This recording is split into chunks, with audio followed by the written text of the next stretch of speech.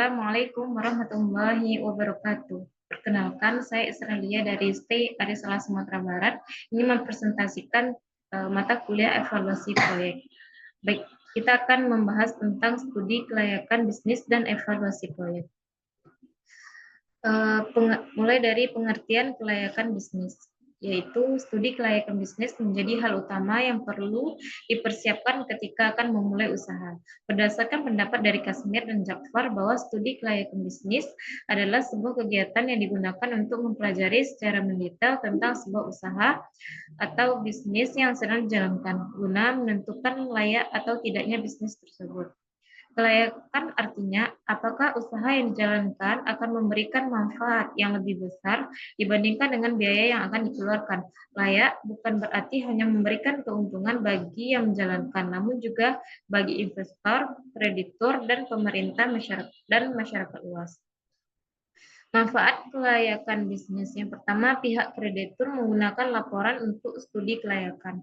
Yang kedua, pihak investor yang menanamkan modal kepada perusahaan. Yang ketiga, pihak masyarakat melihat dari layaknya bisnis tersebut.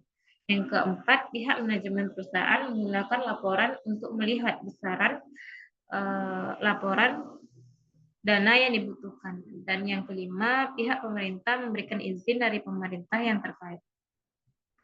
Tujuan dari studi kelayakan bisnis, yang pertama mempermudah perencanaan bisnis, yang kedua memperlancar pelaksanaan bisnis, yang ketiga perkecil risiko kerugian, yang keempat mempermudah pengawasan, dan yang kelima mempermudah pengendalian. Yang B, perencanaan, investasi, dan proyek. Perencanaan proyek merupakan salah satu elemen manajemen di samping pengorganisasian, pemotivasian, dan pengendalian. Perencanaan melibatkan pengambilan keputusan dan tindakan yang akan mengarah pada pencapaian berbagai fenomena atau tujuan tertentu. Keberadaannya tidak dapat terjadi secara spontan. Alkov mengasumsikan bahwa perencanaan terrealisasi dengan tujuan keputusan yang optimal terkait dengan pemilihan metode dan sumber daya yang tepat untuk mewujudkannya. Tujuan perencanaan. Yang pertama, menentukan bagaimana perencanaan tersebut. Yang kedua, mengembangkan deskripsi perencanaan. Yang ketiga, memilih tim perencanaan.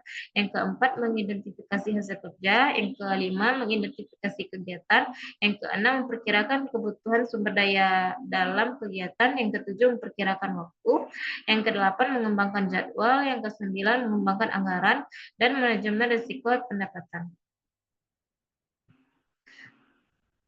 Baik, kita membahas pentingnya perencanaan bisnis. Itu ada 3. Yang pertama, menghindari krisis likuiditas. Yang kedua, peningkatan keputusan strategis. Dan ketiga, pemantauan kinerja keuangan. Baiklah, sekian presentasi dari saya. Saya akhiri dengan wabillahi taufiq wal hidayah. Assalamualaikum warahmatullahi wabarakatuh.